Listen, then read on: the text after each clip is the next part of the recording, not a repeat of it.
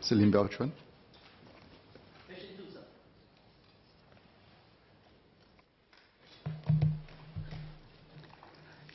Sir, of 2.7 million adult Singaporean citizens, about 6%, or 164,000, live in private properties and do not declare income for the purposes of personal income tax in Singapore.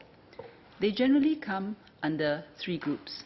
They have no yearly income of any form, or they do have income, but that income is not taxable, including interest income or dividend income, or they do have taxable income, but are not required to file tax returns as they are not subject to tax after taking into account their tax deductions and reliefs.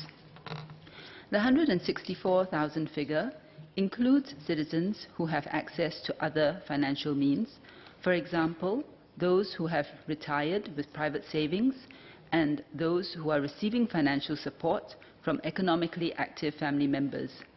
We do not have further details of the financial situation of the 164,000 citizens, as we only collect information required for tax administration. Mr. Lim. Thank you, Speaker. May I ask the SMS whether we can take better care of this group of residents who stay in private property, and whether we are able to assess whether this particular group of citizens who are without income, are they genuinely poor? Because I think we can do a little bit more for those who have no income rather than no taxable income. At the end of the day, at each budget, we see benefits like GST vouchers being given to those who stay in HDB flats, who have income, but for those who are in private property, they do not reap the benefits. Even things like digital TV starter kits, they also don't get the benefits of a free digital TV starter kit.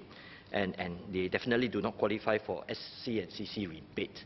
So I'm just wondering whether the government would want to review the policy to try to identify citizens who generally do not have income, staying in private property, and who would reap benefits of some of these budgetary provisions for them.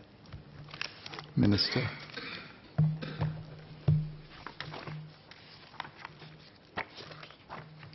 I thank the member for his question, and indeed, I think the government's concern is the same as his, which is to make sure that all Singaporeans who are in need are taken care of. So I think there are a few things. One, we have broad-based schemes, and for broad-based schemes, you need to have fairly rough and ready indicators, proxy indicators for that.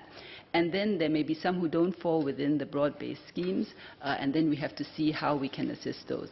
So in this case, a large, the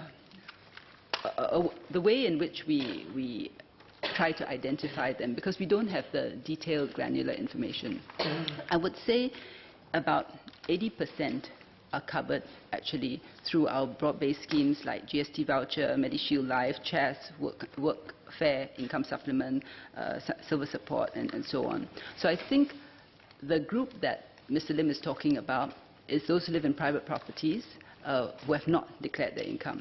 That is 164,000 out of the 2.7 million adults that I mentioned. And out of those, some actually may have financial resources, either because of savings, or they may have non-taxable income by way of dividends or interest, or their children may be looking after them. So the challenge then becomes, how, out of that 164, how do you identify the ones who really may have no income at all and may need some assistance? So the way it's designed is for those to do so by application, because we do have broad-based schemes like the PGP, the Pioneer Generation Package, that applies to all, even those in private properties, and the upcoming MGP. So the ones who don't benefit from the broad-based schemes, we would encourage them to apply if in genuine need, because the system does allow for appeals and consideration of particular circumstances. Mr. Lim. Let me thank the SMS. Sorry, Minister. let me thank the Minister. The Minister, sorry. Apologies. I do have residents who stay in private property. They have income, dividends or interest. But when they look at the budget provisions and they say that, look, I get nothing, whereas those who stay in 5-room flats who earn more than them gets the benefit of the budgetary provisions. And they just feel that this is really inequitable. They too have done their part for the nation. But they are disadvantaged purely because they live in a private property. And they say, where is the equitability of it all? Because at the end of the day, they earn less than certain groups of people who earn more living in a 4- or 5-room flat. And yet this group of people who are younger, earn more, gets more from the budget compared to them who are retired, living on interest income or dividend income. I wouldn't say that they are poor, but they feel that I too have done my part in building this country up. Can the government not consider what they have contributed and give them more in terms of providing for them in the budget? Apologies again for... Mr. Speaker, sir, I'm not sure what I have actually done to the member in my capacity as SMS, but that identity seems to remain very firmly fixed in his psyche. We shall try to see what we can do to dislodge that. In the meantime, if I may address the specific question which the member has raised, I can understand how some of his residents may feel. It may be too much of a generalization, though, to say that there is nothing for them at all in the budget. Because, for example, education, that is broad-based, and it applies to even those who are in private property. And in particular, we also have healthcare. So for polyclinics and other healthcare, it is also available to them. Not forgetting things like last year's SG bonus, that would have gone to everybody, irrespective of the property that they were living in as well. So it's important to look at the specific social scheme. For GST, for example, the GST vouchers, the idea was really to offset for those who are lower income and have less means.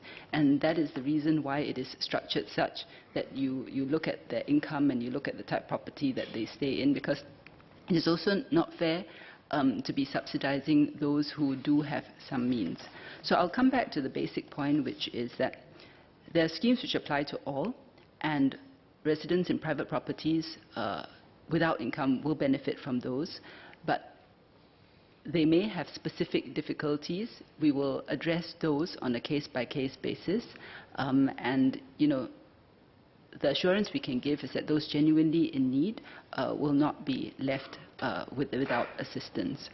In terms of recognition, it should not be forgotten that things like the Pioneer Generation Package and the Merdeka Generation Package were specifically designed to give recognition, precisely because we recognize that these different groups have contributed to the nation. That is why that's not means tested, and it's given to all.